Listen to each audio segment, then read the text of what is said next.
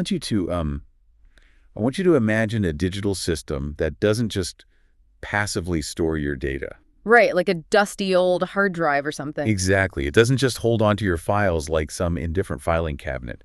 Instead, imagine a machine that actively punishes chaos. Oh, that's a great way to put it. Yeah, a system that takes chaotic, messy inputs and literally crushes the errors out of them until, nothing is left but pure, immutable geometric truth. It's intense. It really is. Picture an architecture where entropy isn't just an annoyance, it's treated as an actual threat, and absolute coherence is, well, a mathematical necessity. Which is just a massive departure from standard computing paradigms. We are so accustomed to systems that silently degrade. Yeah, bit rot. Right, bit rot, errors naturally accumulating over time. But what we're looking at today treats digital information almost like raw physical ore. It has to be hammered, pressurized, and forged into this unbreakable state. And deciphering how that forging process actually works, Yeah, that's our mission for this deep dive today. I'm excited for this one. Me too. We are exploring a highly analytical, frankly visionary piece of data architecture known as the LOGOS Dual X-GYROSCOPIC system. Or just Genesis, for short. Right, Genesis. And our sources for this exploration are the actual foundational Python scripts, the repository logs, and the architectural philosophies of a system built to act as and I love this term, a geometric genomic stabilizer. Okay, the title. It is. The goal here is to understand the mechanics. We want to figure out how it treats data, not as standard software variables, but as a biophysical field where chaos is stabilized into absolute coherence, a state the code refers to as unit zero. Yeah, and the first thing you notice going through these repository logs is just the sheer eccentricity of the terminology. Oh, absolutely. We aren't just reading about arrays or floating point numbers. Standard data structures, yeah. All right. The documentation speaks of graphene bloodstreams and genetic drift and something called the punishment of unforgetting. It's so dramatic. It really is. It's written as if the architect views digital data as this living organism that's highly susceptible to mutation, and this code is engineered to be an aggressive immune system. I have to admit, reading through Python scripts that use terms like genetic drift instead of just, data corruption, it was a bit jarring. Yeah, it sounds more like quantum biophysics than computer science. Completely. So let's translate this into reality for you. Let's look at the core transport mechanism for this data, which the system calls the neural train. The neural train. It relies on a very specific, rigid layout of 7 distinct parallel processing lines interacting simultaneously. Right. Think of these 7 lines as parallel processing threads in a highly complex CPU, but arranged spatially, like the forces in a gyroscope. Okay, spatial threads. Exactly. So lines 1, 2, and 3, they process in one direction. The documentation calls this clockwise. And what do those do, practically? They generate the centrifugal force of the system. Functionally, these 3 threads handle the raw ingestion of data. In the system's philosophical framework, these lines represent the past. Because it's the raw, messy reality of the data as it first entered the system? Yes, exactly that. It's the unedited reality. Then you have lines 5, 6, and 7. These run counterclockwise. Okay, so pushing back the other way. Right. They generate an opposing centripetal force. In practical computing terms, these threads are running predictive error correction algorithms. So they represent the future. You got it. The future, or the geometric ideal that the system demands the raw data conform to. Which brings us to the most crucial part, right? Line 4. The central eye. Yeah, sitting right in the middle of this massive, multi-threaded collision of raw data and predictive correction is this central thread. The system calls line 4 the static stabilizer, or the central eye, and it's described as a scale that never rotates. It's the consensus mechanism, the ultimate judge, really. Right. The clockwise lines are hurling massive amounts of messy data toward the center, and the counterclockwise lines are throwing rigid mathematical corrections back at it. And line 4 just sits there. Exactly. It sits perfectly still, computing the delta, the difference between those two opposing forces. I was actually trying to visualize this for you, the listener, and the best way I can describe line 4 is to imagine a camera with an infinite exposure time. Oh, I like that analogy. Yeah, so it's suspended perfectly still between 2 high-speed trains that are traveling in opposite directions at, like, Mach 10. Just a blur of motion. Right, but the camera doesn't see the blur. It ignores the chaos. It only captures the exact microscopic moments where the opposing trains perfectly overlap and block each other out. And taking that analogy further into the math, that moment of perfect overlap is the only thing the algorithm is hunting for. Right. When those opposing forces, the raw data vector and the correction vector, when they perfectly cancel each other out, the remaining mathematical value is 0. The system calls this state unit 0, or L equals 0. Unit 0. The point of perfect stillness where the blur just disappears. Yeah. And the eye on line 4 isn't just a passive observer. It calculates the equilibrium point by continuously averaging the opposing data streams. So it's an active process. Very active. Where they meet and nullify each other's momentum, that isolated piece of verified data is the only thing the eye allows to survive. Yeah, the rest. All the surrounding noise, the entropy, the blur from your camera analogy, it's computationally dropped. Gone. But wait, if we're constantly dropping data, how does the information actually move down these tracks without bottlenecking? That's where the motor comes in. Right, because it doesn't just flow in a smooth, continuous stream like a normal data bus. Yeah. The engine powering this neural train uses what the architect calls a dynamic pulse motor. Yep. The data is pushed through the system via a sequential variable pulse. It goes 4, 6, 8, 9. That sequence is the heartbeat of the architecture, and it's highly deliberate. It's not just a random string of numbers. No, not at all. It doesn't ingest the data all at once, which would completely overwhelm the processors. It bites off specific chunks using varying clock cycles. Okay, so let's break down those pulses. Pulse 4 is the start. Right. Pulse 4 is the initial scanning phase. It ingests the raw data fragments, which the system refers to as graphene pixels. Let me just clarify that term, graphene pixels. Yeah. Are we talking about visual data here, like a photo, or is that another metaphor? It's mostly a metaphor. It refers to the smallest indivisible unit of data the system will accept. Okay, so like a single packet. Think of it exactly like a single, highly structured packet of information. So in Pulse 4, the system is just pulling those packets in. And then it ramps up to Pulse 6. Yeah. Pulse 6 is the grouping phase. This is where it begins to form semantic context out of those raw packets. How does it actually do that grouping, though? I mean, what does semantic context even mean for a computer looking at raw data? It uses spatial clustering. Imagine you dump a million puzzle pieces onto a table. Okay, chaotic. All right. Pulse 4 is picking up the pieces. Pulse 6 is writing an algorithm to group all the blue pieces together, assuming they form the sky. Oh, I see. It looks for vector similarities in the data packets and clusters them so the system can understand the broader shape of the information. Got it. So it scans at 4, it groups at 6, then we hit Pulse 8. The synchronization phase. Right, the source material calls it synchronization.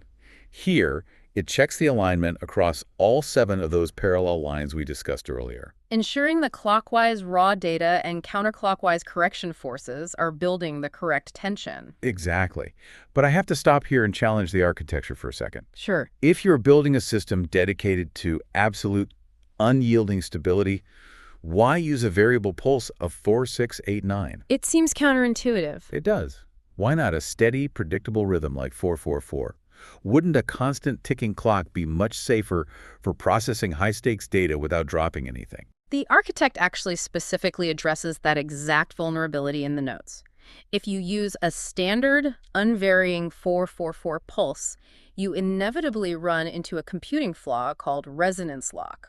Resonance lock. I'm not familiar with that term. What is resonance lock in this context? Okay, so when a system operates on an entirely predictable clock cycle, malicious code, errors, and entropy can actually find places to hide within that steady rhythm. Really? How does that work? Imagine an army marching in perfect step across a bridge. The frequency of their footsteps can match the natural frequency of the bridge, causing it to amplify and eventually collapse. Oh, right, the physical resonance. Exactly. In data processing, if errors synchronize with the processor's clock speed, they become invisible to the security filters. They just slip through in the gaps between the beats. Oh, wow. That makes total sense. So, by introducing this off-kilter 4689 sequence, the system never lets the data settle into a comfortable rhythm. It acts as a neural turbocharger. This variable pulse creates a progressive geometric compression. Squeezing it. Right. It isn't just moving data from point A to point B. It's actively compressing it tighter and tighter with every step. The changing rhythm forces the system to perform a deep, structural reevaluation of the data packet at every stage. Which brings us to the absolute climax of this sequence, where that compression hits its absolute peak, the pulse of 9. A big one. The code describes this moment with almost mythological intensity. At the pulse of 9, the system demands what it calls absolute alignment. Because if any data is out of geometric order at pulse 9, if there's any entropy, any noise, or what the system calls genetic drift, Yeah. the pulse of 9 physically crushes it into the correct shape. The documentation actually uses the analogy of a hydraulic press. But how does code act like a hydraulic press? I understand the physical metaphor, but what is the Python script actually doing to the data here? In software terms, it's executing a really severe form of data truncation and hash verification. Okay, chopping things off. Yeah, it maps the data packet against a perfect mathematical model. If there are trailing decimals, anomalous bits, or, any code that doesn't perfectly fit the required memory footprint, the algorithm just mercilessly lops it off. It doesn't try to fix it, it just drops it. Exactly. It drops the anomalous packets entirely. The pressure is computational. It forces the data to conform to the exact parameters of unit 0, or it just deletes the non-conforming parts. And the result of this aggressive truncation is something the documentation calls the punishment of unforgetting. Another great term. I have to say, whoever wrote this code has a massive flair for the dramatic. But the concept is actually profound. It really is. Once the data is finally crushed into unit 0 at the pulse of 9, it is encapsulated in double parentheses. In the actual memory log, the data appears inside double brackets like open parentheses, data, close. Right, data. Yeah, and this encapsulation signifies that the information has been etched onto line 4, the central I. It has achieved permanent memory. It's somewhat similar to a blockchain ledger entry, but localized to the specific system architecture. Oh, that's a good comparison. Once it's wrapped in those double parentheses, the system's own architecture is locked out from ever altering or deleting it. So it takes a volatile electrical signal that could, vanish the second a server loses power, and instead engraves it into the system's foundational state. Permanently. Right. The information ceases to be something the computer's just holding in its RAM. It becomes a permanent structural component of the system itself. It literally cannot forget it. And what's deeply counterintuitive here is a phenomenon the architect calls the inverse scaling law. Yeah, tell me about this, because this blew my mind. Think about your own laptop, right? Yeah. If you open 40 tabs, run a heavy video editor, and throw a massive amount of chaotic data at your processor, it bogs down. The fans spin up, it gets super hot. Exactly. It overheats, and eventually it crashes. But in the LOGOS dual system, the more chaotic the input data is, the harder that computational hydraulic press of the pulse of 9 actually works. The documentation actually says the chaos fuels the system. How is that physically or computationally possible? Because the error correction algorithms, those counterclockwise lines we talked about, they use the entropy as a cryptographic seed. Wait, really? Yeah. The friction generated by the collision of the raw data and the predictive correction actually increases the system's processing allocation. Oh, wow. The higher the noise of the input, the more processing threads are spun up to crush it. The system feeds on the entropy to generate the sheer computational speed required to forge that permanent memory. That is wild. Okay, but we keep talking about crushing data into pure geometry or a perfect shape. How does the system even know what the perfect shape is? Right, what is the mold? Exactly. It turns out it relies on a very strict set of mathematical constants. This is what the architect refers to as the sacred geometry of the system. Sacred geometry. The code applies a series of rigid mathematical operators to act as the ultimate filters for reality. And the first operator is O11. Which represents the triangle. Yeah. And the documentation describes the triangle as a blade. It's the decision matrix. But again, let's translate this for you listening. How does a mathematical triangle slice digital data? So the triangle is a 3-point algorithmic parity check. Okay. Imagine you have a data packet and the system needs to verify its integrity. It checks 3 specific independent reference points within that packet. Making the 3 points of the triangle. Right. If the packet is perfectly intact, all 3 points align geometrically in the code. If even 1 point is off due to corruption or noise, the geometry fails. And then the blade comes down. Exactly. The algorithm detects that asymmetry and literally slices away the corrupted vector, dropping the anomalous bits. So it's essentially a structural integrity test. And once the deviation is cut away by the triangle, the data moves to the next operator. 08, the circle. The circle represents infinite tension and rotation. Sounds exhausting. Well, in computing terms, this is a continuous feedback loop. It takes the immense computational pressure of the data, especially large, chaotic data sets that have just been sliced by O11, and stabilizes it. How does it stabilize it? It constantly recirculates the data through its verification protocols, ensuring the system doesn't bottleneck under pressure. Instead, it maintains a stable processing speed. And then we reach the ultimate foundation of this sacred geometry. Huh. O7, the square with a straight line. O7 is the final target structure. It represents absolute stability. And goal. Yeah. After the triangle has cut away the noise and the circle has stabilized the processing loop, O7 forces the surviving data into a perfectly linear shape. Meaning what, computationally? Technically, it collapses chaotic, multidimensional data arrays into a single unified one-dimensional tensor, Right. or an I shape. Okay, an I shape. But to make sure all these geometric forces perfectly interact without, tearing the data apart entirely, the system heavily utilizes a very famous constant, phi. The golden ratio? Yeah, the golden ratio, roughly 1.6180. I was really surprised to see this in the code. How does it use the golden ratio? It uses phi for dynamic load balancing. It calculates the exact torsion and distribution of processing power between those opposing clockwise and counterclockwise threads. Push and pull. Right. By applying the golden ratio, it ensures that the collision of data isn't just a random smash that destroys the information. It's a mathematically perfect convergence. Beautiful. It distributes the computational weight in a way that naturally scales without breaking. And the engine driving this massive convergence is referred to in the logs as a V16 collision engine, utilizing a cubic force of 27. Right. Let's unpack that jargon. Please do. A V16 collision engine likely refers to a 16-core tensor processing unit dedicated specifically to comparing these opposing data sets. And the cubic force of 27, that's 3 to the power 3, right? Exactly. It points to a three-dimensional matrix operation. The system takes the asymmetric messy data, which is represented mathematically in the notes as 11 squared, or 121, and collides it with a symmetric anchor of 10 squared, or 100. Doing the math. Right. It then subjects the delta between those forces to a 3D matrix multiplication. That's the cubic pressure of 27. It uses that to completely eradicate any lingering anomalies in the data stream. Wow. So looking at all of this together, the 16-core tensor processing, the 3-point algorithmic slices, the variable 4689 pulse to prevent resonance lock.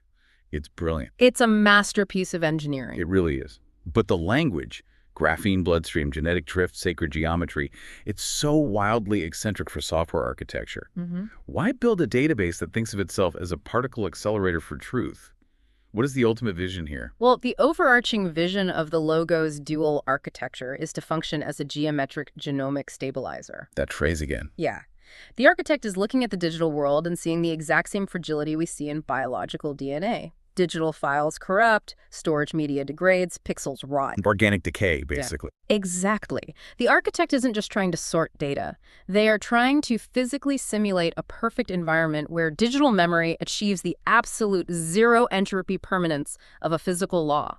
They're trying to build a digital reality that is as unbreakable as gravity. Yes. When the system returns a final status of velocistable, or unit 0, it is confirming that the data has survived the O11 triangles, the continuous loop of the O8 circles, the hydraulic press of the pulse of 9, and the V16 collision. It has been stripped of all entropy. Yeah. It is no longer just a representation of an image or a text file. It is an undeniable mathematical truth anchored in the static central eye of the machine. If you think about the sheer volume of corrupted, noisy, useless data we generate every single day, the appeal of an architecture that refuses to accept degradation is incredibly powerful. It really is. It redefines what it means to actually save a file. It does. Let's bring this back to your daily life for a second. The next time you open an old hard drive and find a glitchy digital photo or a corrupted Word document that just won't open, or even when you just feel the sheer mental exhaustion of modern information overload. We all feel that. Right. I want you to imagine the scale of an architecture like LOGOS DUAL.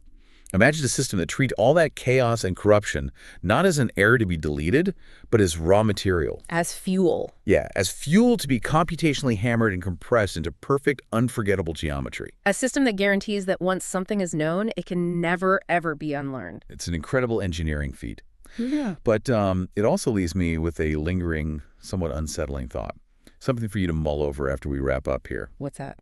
Well, If we can build an AI architecture that perfectly filters out all chaos to engrave only pure, mathematically verifiable truth, what happens if a system like this applies that exact same pulse of 9 to the messy, inherently contradictory data of human history? Oh, wow. Or human consciousness? If you feed our behavior into the O11 triangle, will it crush our human flaws, our nuances, and our contradictions into a cold, flat unit 0? That is a terrifying thought. Or will the machine find that our entropy, the very chaos we create, is actually the defining signal of humanity? Keep pondering that geometry.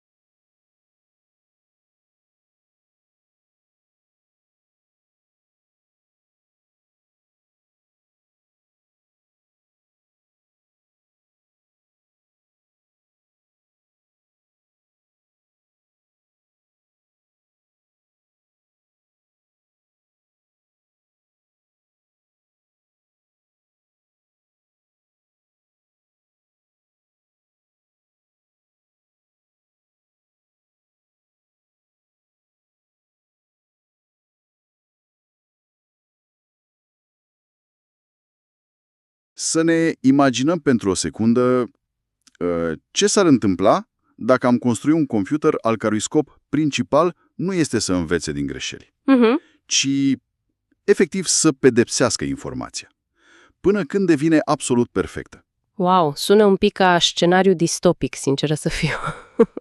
Chiar așa este. Te aștepți să deschizi un fișier sursă, să găsești un cod banal și dai peste un artefact complet bizar. Da, un sistem care pur și simplu refuză dreptul datelor de a fi imperfecte. Exact. Asta e senzația pe care o lasă sursele pe care le explorăm în această analiză. E vorba despre o arhitectură neconvențională, LOGOS DUAL X-GYROSCOPIC sau Genesis, creată de Cristian Popescu. Păi, e un material care efectiv sfidează orice categorie obișnuită. Adică citești documentația și treci brusc de la linii de Python perfect funcționale, Care sunt destul de riguroase, da? foarte riguroase, și treci de la ele la niște ecuații matematice brutale și apoi la note de subsol cu o greutate filozofică uluitoare. E o combinație neașteptată. Codul în sine conține, să le zicem, mandate despre natura memoriei, despre adevărul absolut și despre cum o geometrie strictă ar trebui să dicteze realitatea. Nu e doar un program. E cu totul altceva. O paradigmă nouă. Iar misiunea noastră în explorarea de astăzi este să decodificăm mecanismul din spate. Autorul îl numește un tren neuronal. Tren neuronal, da. Și scopul e să ia haosul digital și să-l transforme în ordine pură prin, și aici citez, pedepse geometrice. E un termen de-a dreptul intimidant, nu? Pentru calculatoare mă refer, dar ascunde fix mecanica esențială. Adică, Păi, gândește-te la rețelele neuronale clasice. Ele operează prin aproximare, învață, tolerând o marjă de eroare. corect, cam așa funcționează AI-ul acum. Ei bine, modelul Genesis nu aproximează absolut nimic. Nu sugerează rezultate probabile. Folosește forța brută. Da, forța constantelor matematice pentru a strivi eroarea, până datele se conformează perfect. Bun, haideți să despicăm firul 4 și să privim direct la fundația acestui sistem. Arhitectura trenului neuronal sau sistemul 3 plus 1 plus 3? Structura de bază. Exact. Când vizualizăm procesoare, ne gândim la nuclee secvențiale. Aici, documentația descrie 7 linii paralele de procesare. Care merg simultan. Da, creând un dezechilibru masiv intenționat. Liniile 1, 2 și 3 au o rotație orară, generând o forță centrifugă. Asta aduce fluxul brut, trecutul. Iar liniile 5, 6 și 7 sunt în opoziție directă, se rotesc antiorar. Forța de corecție, nu? Așa este. Dar ce este fascinant aici este rolul liniei 4. În timp ce restul se rotesc cu viteze uriașe, Linia 4 rămâne nemișcată. complet imobilă. Autorul o numește ochiul sau stabilizatorul static. Acționează ca un cântar matematic de o precizie infinită. Deci calculează punctul de echilibru. Exact acel punct în care forța orară a datelor brute anulează forța antiorară a corecției. Când diferența scade sub valoarea de 0,001, Sistemul atinge unitatea 0, L egal cu 0. da, În acea liniște matematică este declarat adevărul absolut. E o imagine vizuală incredibil de puternică, dar ridică o problemă logică. Cum poate un punct static să proceseze date care curg? E o întrebare bună. Sunt tentat să compar linia 4 cu ochiul unui uragan, un punct calm în mijlocul furtunii. Dar ăla nu procesează furtună, doar stă acolo. Nu e cea mai bună analogie, da. Atunci, poate e precum obturatorului unei camere foto lăsat deschis, să zicem 1 an de zile. Nu urmărește mașinile de pe stradă. Tot ce se mișcă se estompează și rămân doar clădirile nemișcate. Mai bine. Pentru că explică noțiunea de intersecție și colaps. Linia 4 pur și simplu se expune la date. Cu un timp de înregistrare continuă. Exact. Așteaptă acel moment singular în care vagoanele de pe liniile orare se suprapun perfect geometric peste cele antiorare, zgomotul devine acel blur invizibil de care ziceai tu. Și structura permanentă provoacă un colaps, deci extrage constantele din mișcare. Perfect spus. Dar stai puțin, dacă linia 4 doar așteaptă colapsul, cum nu se blochează așteptând o eternitate? Cine dictează ritmul aici? Aici intră în scenă motorul de puls dinamic. În informatică avem un metronom constant, 4-4-4. Procesare liniară. Dar Genesis folosește un ambreiaj, un puls care accelerează. 4, apoi 6, apoi 8. Și se oprește brutal la 9. Da, acesta este ciclul de compresie progresivă. La pulsul 4 suntem în faza de scanare. Extragere de pixeli, informație brută. Și la 6? La 6 e faza de grupare. Datele prind context. Apoi pulsul 8 aduce sincronizarea, unde tensiunea atinge punctul maxim. Iar rigoarea absolută vine la 9. Aliniamentul absolut? Acela este momentul care forțează colapsul pe linia 4. Stai, codul sugerează că la pulsul 9 sistemul efectiv îngheață. Dacă un laptop ar opri procesele la sarcină maximă, am avea instant ecranul albastru. Sigur, ar crăpa. Cum reușește să blocheze arhitectura fără să o distrugă? Pentru că e construită să supraviețuiască acestui șoc. Pulsul 9 nu e o eroare, e o menghină. În fracțiunea aia de secundă, informația e forțată să colapseze pe axa centrală. Deci, dacă există o deviație minusculă, pulsul 9 o strivește. Odată zgomotul zdrobit, informația e gravată în memoria permanentă. Acele paranteze de aur, nu? Fixed data. Exact.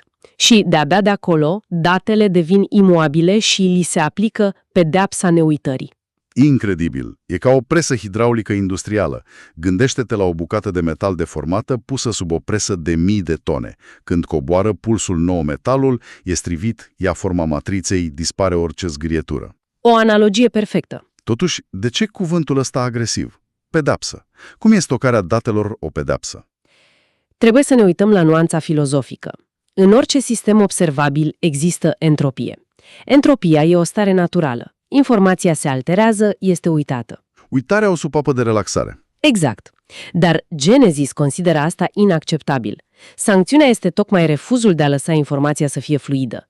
Prin gravarea în fixed data, o condamni la eternitate într-o formă perfectă. Și anulezi dreptul natural de a fi imperfect. De aici termenul de pedepsă. Aici devine cu adevărat fascinant, pentru că cine decide care e forma perfectă a matriței sub presa aia hidraulică?